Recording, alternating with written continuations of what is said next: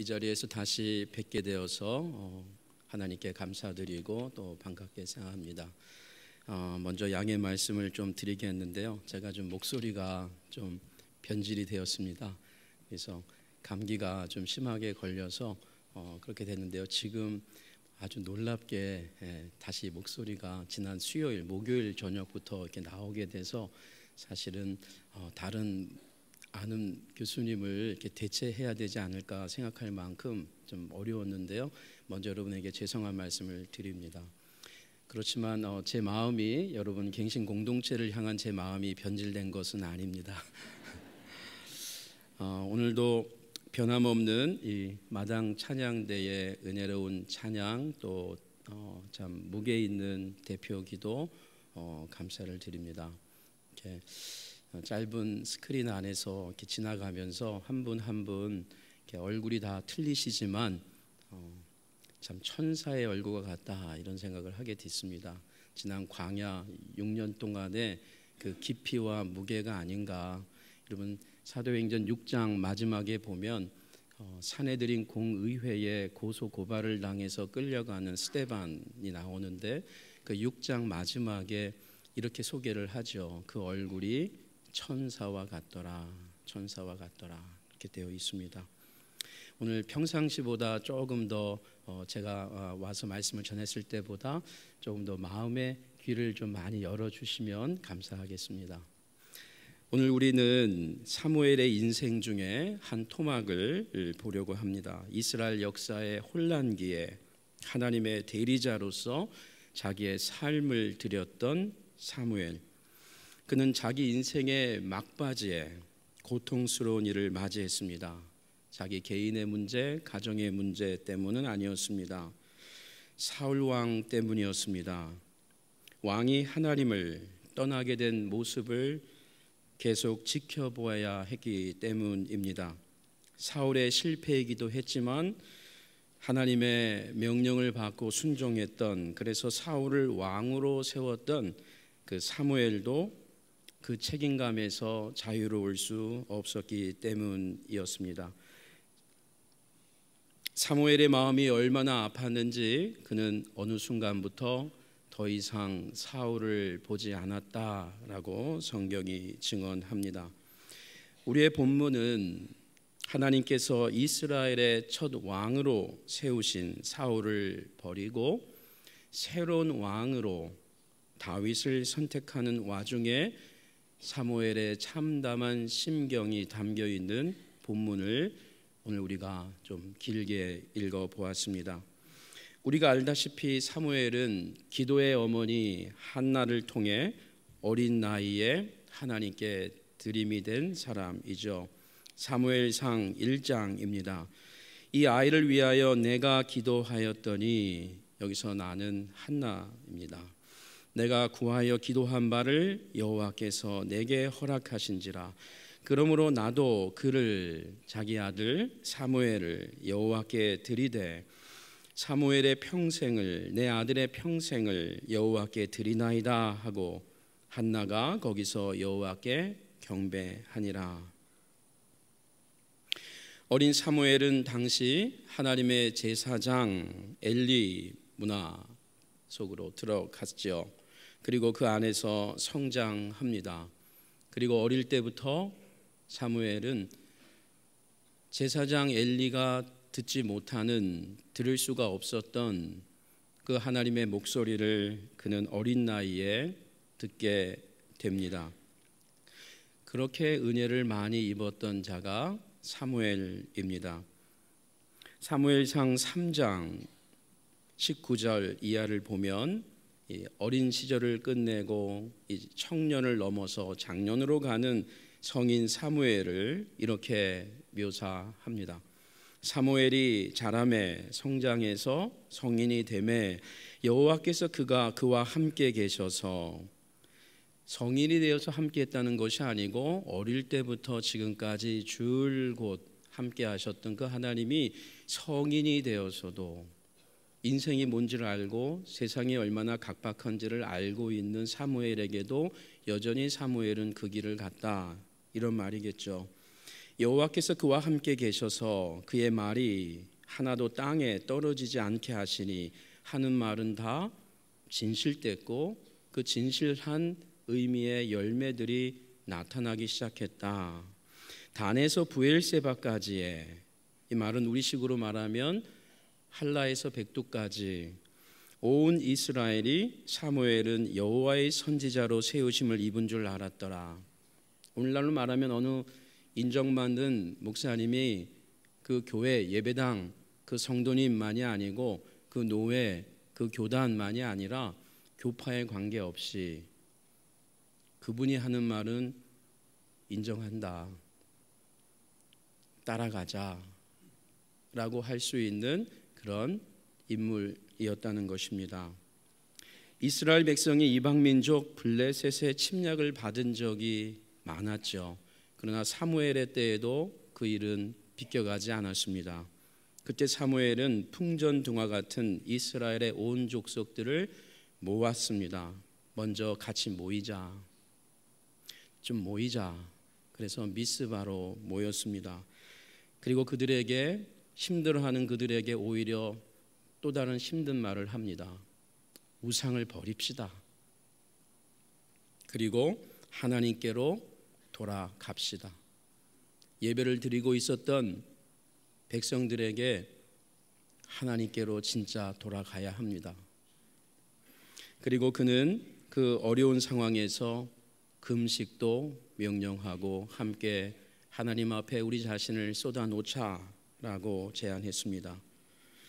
사무엘의 말에 다 경종하고 경청하고 순종하면서 그들은 그렇게 미스바에서 회개하였습니다. 개인이나 공동체가 위기를 맞을 때마다 해결의 실마리는 이 본문만이 아니라 미스바의 회개운동만이 아니라 자주 보면 외부에 적에 있는 것이 아니고 나 개인과 가정과 교회 공동체에 위기가 찾아왔을 때 문제는 정작 환경 때문이 아니고 나 자신, 우리 자신 때문이었다는 것을 여러 차례 성경은 하나님의 백성들에게 말씀합니다. 우상을 버리고 금식까지 했던 그 이스라엘 백성들, 힘이 빠져버린 이스라엘 백성, 그러나 그들은 전쟁터에 나아갔습니다. 그리고 하나님께서 일하셨습니다. 블레셋 적군을 무찌르는 신앙의 비결, 아니 인생의 의미를 하나님의 백성답게 깨닫게 됩니다. 그리고 이 에베네셀의 기념돌을 세우기로 결의합니다. 이 사건은 우리만 기억할 것이 아니고 우리 후손들도 대대로 기억을 해야 할 정말 뼈저린 교훈이다 라고 하는 공동의식이었죠. 그리고 그들은 에베네셀, 하나님이 여기까지 우리를 도왔다. 여기서 말하는 우리는 그냥 하나님의 백성이 아니라 회개한 하나님의 백성, 여기까지 우리를 도왔다 하면서 그 이름을 에베네셀이라 하니라. 이에 블레셋 사람들이 굴복하여, 사무엘상 7장입니다. 다시는 이스라엘 지역 안으로 들어오지 못하였으며 여호와의 손이 사무엘이 사는 날 동안에 블레셋 사람을 막으심에 하나님의 돌보심이 사무엘이라는 사람, 그 리더십 안에서 또 그 리더십에 순종하고 경청하며 그들의 삶을 돌이켰던 그런 내용이 있었던 그 삶의 현장 속에서 이스라엘은 더 이상 블레셋 때문에 고통당하지는 않았다라고 했습니다. 이런 면에서 사무엘 어머니 한나의 기도는 답답했던 한 가정의 문제만이 아닌 민족 이스라엘의 미래를 살리는 기도였습니다. 이런 사무엘이 사무엘상 8장 1절에 이르면 청년과 장년의 때를 훌쩍 넘어 노년의 때로 넘어가고 있음을 보여줍니다. 사무엘이 늙음에 그의 아들들을 이스라엘 사사로 삼으니, 하지만 하나님께서는 자기의 사사의 직책을 이제는 내려놓을 때라고 직감하고 아들들에게 사사의 직을 이양했음에도 불구하고 하나님은 그 아들들이 아닌 여전히 나이 많은 사무엘과 함께 일하기를 원하셨습니다. 사울을 왕으로 선임하는 일에 이 나이 많은 사무엘을 사용하셨던 거죠. 사울을 왕으로 삼은 후 사무엘은 그야말로 이제는 내 사역이 다 끝났다라고 생각했을 것입니다. 그러나 나이 많은 사무엘을 이번에도 우리 하나님은 그냥 내버려 두지 않으셨습니다. 한편 왕으로 세움받은 사울 왕은 겸손했던 그 처음의 마음을 버리고 반복적으로 하나님 앞에 불순종하게 되죠. 그리고 결국 왕의 직위를 빼앗기게 됩니다. 이것이 사무엘상 13장부터 31장에 이르는 긴 내용입니다. 그러나 하나님은 이미 어느 순간 그가 더 이상 왕이 아니라고 하면서 사무엘에게까지 그 내용을 알려주지요. 그 모습을 계속 지켜볼 수밖에 없었던 사무엘의 마음을 생각해 보십시오. 아니, 나이 많은 나에게 왜 사울을 왕으로 삼으라고 했을까? 그냥 여기까지였으면 나도 명예롭게 끝날 수 있었을 텐데.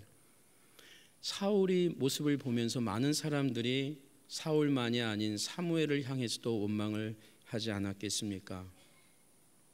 이런 비극적인 사건을 하나님은 사무엘에게 숨기지 않고 낱낱이 알려주었습니다. 사무엘상 15장 10절 이하에 여호와의 말씀이 사무엘에게 임하니라. 또 임합니다. 그 어릴 때에 들었던 그 하나님의 음성을 사무엘은 나이 많은 그 순간에도 다시 그 음성을 알아듣고 있습니다. 이르시되 내가 사울을 왕으로 세운 것을 후회하노니 그가 돌이켜서 나를 따르지 아니하며 내 명령을 행하지 아니하였음이니라 하신지라. 사무엘이 근심하여 온 밤을 여호와께 부르짖으니라. 여기 후회하다는 히브리어 동사 나함은 사울을 향한 하나님의 애통함에 대한 인격적인 표현입니다. 동시에 하나님이 여기서 자신의 뜻을 절대로 저버리지 않고 새로운 마음과 의지로 계속 내 일은 진행될 것이다를 밝히는 단어가 후회하다. 즉 후회로 끝나는 것이 아니고 이제 내가 다른 일을 계속 준비한다라는 인격적인 의미입니다. 이런 사무엘의 애통한 심정이 오늘 우리 본문 사무엘상 15장 35절에 나타나고 있습니다. 사무엘이 죽는 날까지 사울을 다시 가서 보지 아니하였으니 이는 그가 사울을 위하여 슬퍼함이었고 여호와께서는 사울로 이스라엘 왕으로 삼으신 것을 후회하셨더라. 또 후회했다는 말이 나옵니다. 35절의 문장에서 사용된 이 히브리어 키라고 하는 접속사는 왜냐하면 이라는 뜻으로도 번역이 되고요, 또는 그럼에도 불구하고 라고도 번역이 가능합니다. 한글 성경은 이는 이라고 되어 있어서 왜냐하면으로 번역한 본문입니다. 하지만 대부분의 영어 성경이나 또 많은 주석가들은 왜냐하면보다는 그럼에도 불구하고로 해석을 하죠. 그럴 경우는 이런 의미가 됩니다. 큰 차이가 있지는 않지만 좀 미세한 차이, 그러나 의미 있는 차이가 있죠. 사무엘이 죽는 날까지 사울을 다시 가서 보지 아니하였습니다. 그럼에도 불구하고 사무엘은 사울을 위하여 슬퍼하였습니다. 말하자면 사울이 왕으로서 무너지고 있는 모습을 보면서 사무엘은 답답하고 착잡한 마음을 가누지 못했습니다. 사울이 괘씸하기도 했지만 또한 사울 그 영혼을 향한 심령이 타들어갔던 것입니다. 그리고 사무엘은 자기의 인생도 그렇게 허탄하게 끝나는 것 같은 것으로 마음이 힘들었던 심경입니다. 바로 이런 상황에서 여호와께서는 다시 한번 사무엘에게 말씀하십니다. 오늘 우리가 읽은 본문이 바로 그것입니다. 사무엘상 16장 1절입니다. 여호와께서 사무엘에게 이르시되 내가 이미 사울을 버려 이스라엘 왕이 되지 못하게 하였거늘. 말씀드린 대로 이 16장 1절만이 아니라 31절까지 사울은 이스라엘의 왕입니다. 그러나 하나님께서는 그리고 사무엘에게는 이미 왕이 아니다 라고 이야기하고 있습니다. 이스라엘 왕이 되지 못하게 하였거늘 너 사무엘아, 네가 그를 위하여, 사울을 위하여 언제까지 슬퍼하겠느냐. 너는 기름을 뿔에 채워가지고 가라. 일어나라. 내가 너를 베들레헴 사람 이새에게로 보내리니 이는 내가 그의 아들 중에서 한 왕을 보았느니라. 여기서 그를 위하여 언제까지 슬퍼하겠느냐라는 말은 사무엘아, 너 사울 때문에 언제까지 슬퍼만 하고 있겠느냐라는 의미입니다. 어릴 적부터 하나님의 음성을 들었던 사무엘, 그 후에서도 이스라엘의 지도자로 하나님의 음성을 즐겨 들었던 장년 사무엘, 그리고 이제 노년이 되어서도 하나님의 음성을 계속 듣고 있는 사무엘, 참 부럽지 않습니까? 사무엘이 나이 들어서도 그의 눈과 귀가 이렇게 맑고 투명했다는 사실 말입니다. 하나님을 믿는 자라면 바로 이런 자가 인생의 참 성공자라고 생각이 됩니다.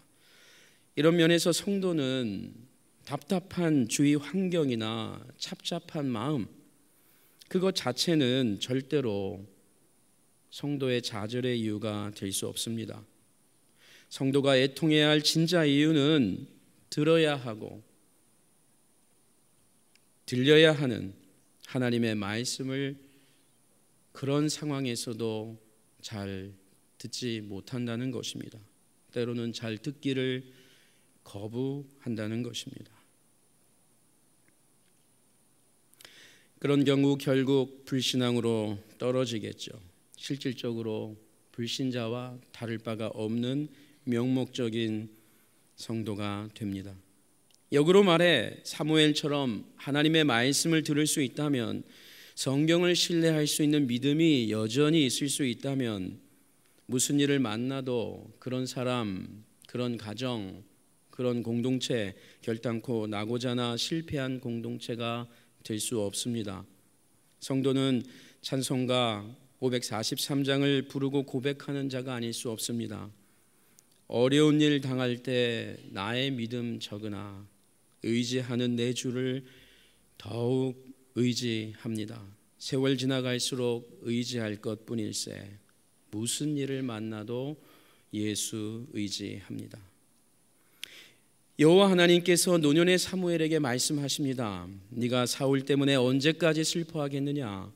여기 슬퍼하다라고 쓰인 히브리어 동사 아발, 이 단어는 요셉이 죽었다는 거짓된 소식을 듣고 야곱이 요셉을 위해서 슬퍼했다라는 그 단어와 같습니다.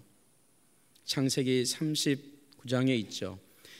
사무엘하 13장에 보면 다윗이 아들 압살롬 때문에 슬퍼한다 할 때에도 같은 아발, 이 단어가 사용되고 있습니다.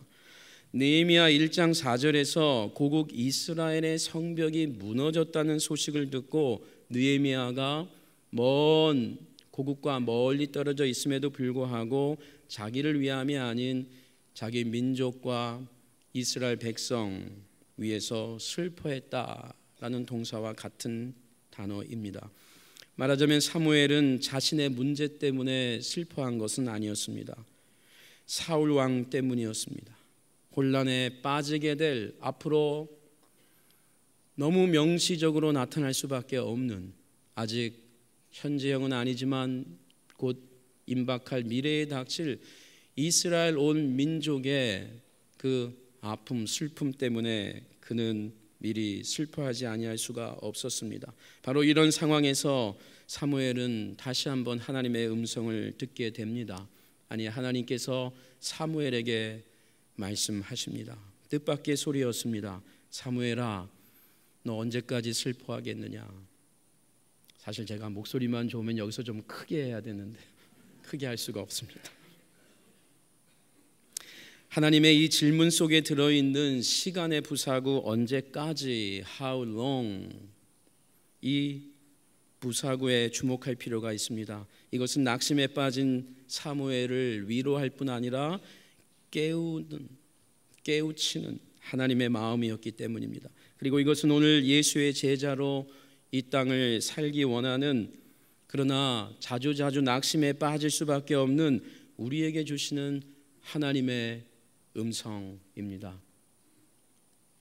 개인, 가정, 교회적인 일로 낙심하고 슬퍼할 수밖에 없는 분이 혹 이 자리에 있다면 오늘 우리에게 주시는 하나님의 음성이라고 말하고 싶습니다. 언제까지 슬퍼하겠느냐? 이것은 사무엘아, 더 이상 과거에 붙잡히는 사람으로 살지 말라라는 주님의 깨우침입니다. 과거의 사람 사울에게 더 이상 미련을 쏟지 말라. 내 과거를 털어내고 한때 그와의 관계를 털어내고 새롭게 너의 마음을 정리하라는 하나님의 권면입니다. 혹 성도 여러분 중에 과거에 일어난 어떤 일로, 과거에 여러분을 힘들게 했던 어떤 한 사람 때문에 아직도 미련, 또 여러 가지 일로 힘들어하는 분이 계십니까? 오늘 여러분의 마음을 새롭게 정리하는 그러한 기회가 되기를 원합니다. 우리 영어 속담에도 지나간 일은 지나간 일이다, Let bygone be bygone 이라는 말이 있죠. 언제까지 슬퍼하겠느냐? 이것은 사무엘아, 너 지금 현재 뭐하고 있니? 라는 책망이자 또한 격려입니다. 내 백성 이스라엘은 내가 책임진다. 지금까지 내가 너와 함께 했고 지금도 내가 이스라엘과 함께 하고 있다 라는 메시지입니다. 이것은 사무엘에게 과거로 인해 더 이상 슬퍼하지 말 뿐 아니라 오늘 지금 다시 새 마음을 가지라는 하나님의 메시지입니다. 언제까지 슬퍼하겠느냐? 이것은 사무엘아, 너의 인생과 너의 사명 아직도 끝나지 않았다. 이제 더 이상 슬퍼만 하지 말고 일어나라. 내가 새로운 사람을 이미 보았다. 준비해 놓았다.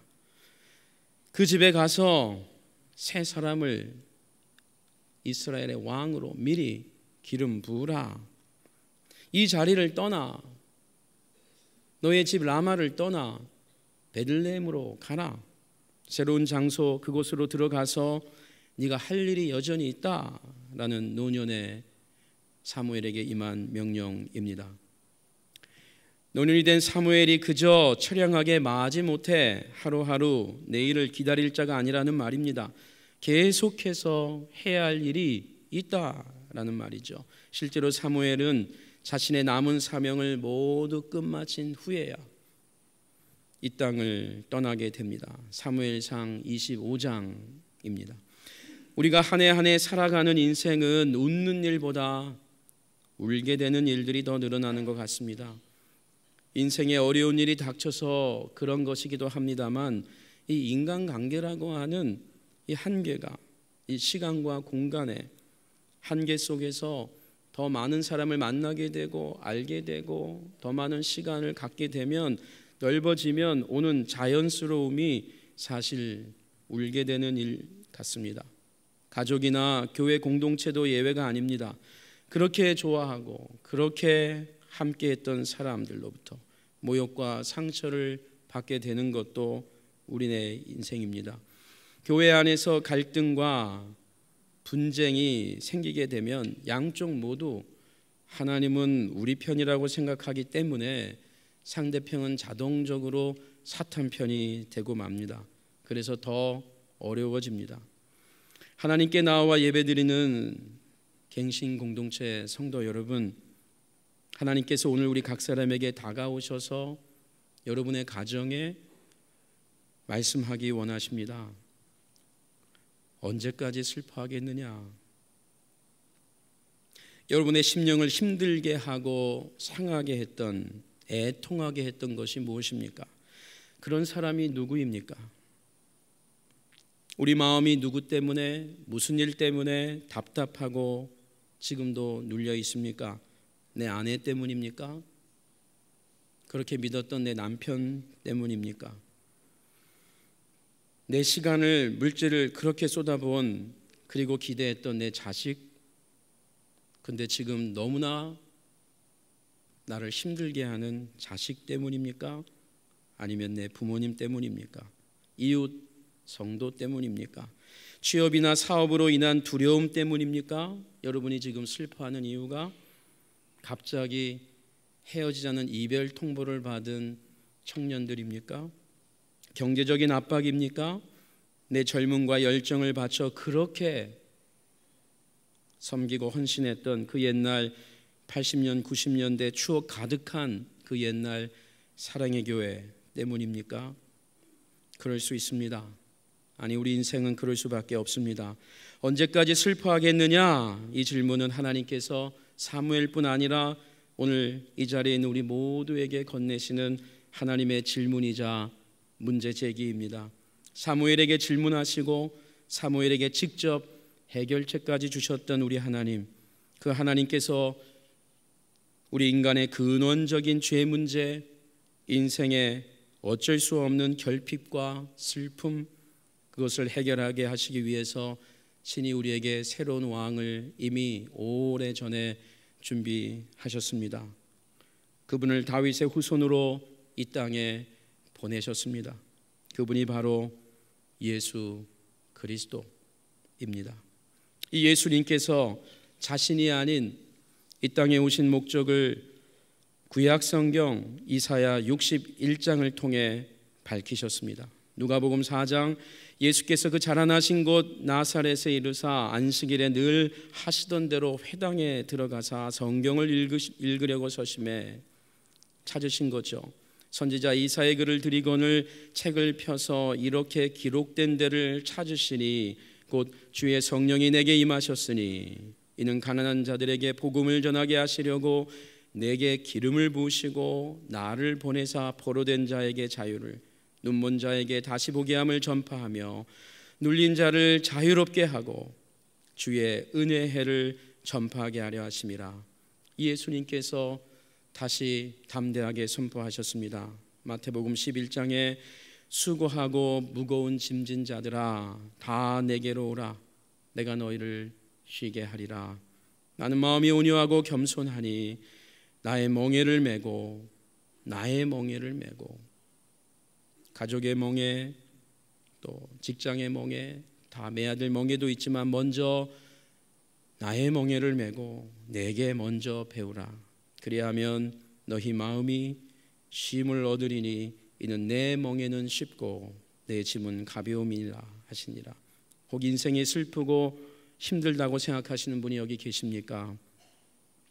예수님을 구주로 영접하십시오.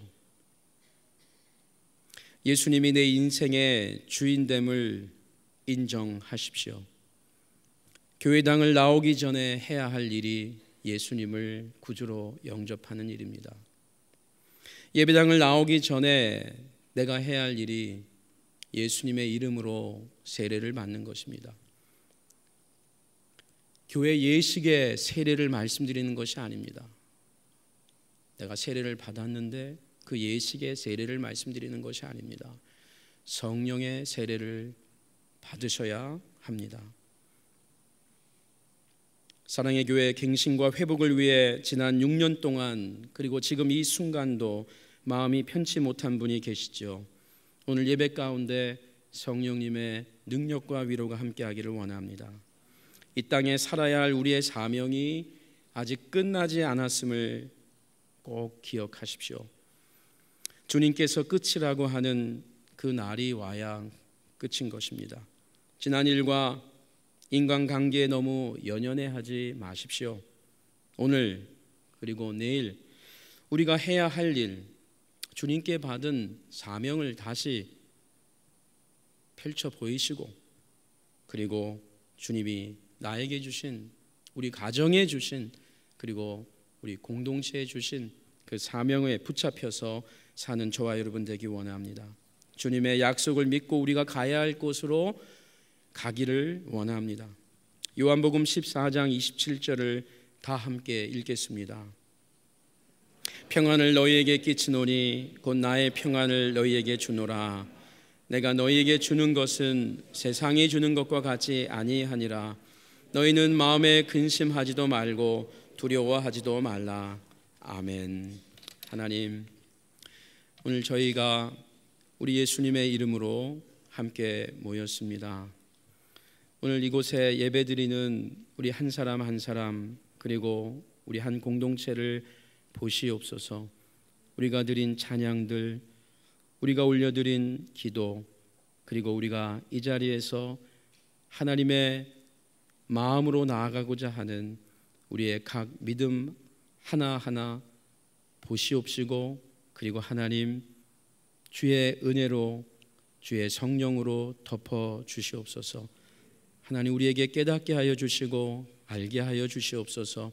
남은 올 한 해의 2개월을 또한 바라보며 지난 10개월을 성찰하며 하나님 우리가 가야 할 길을 또 담대히 묵묵히 가기 원합니다. 앞서는 자, 뒤따라가는 자 모두 함께 손을 잡고 갈 때에 하나님의 놀라운 새로운 만나와 메추라기의 기적도 체험하게 하여 주시옵소서. 12월에 있을 아버지 그 판결에 주의 손이 함께 하여 주시옵소서. 예수님 이름으로 기도드립니다. 아멘.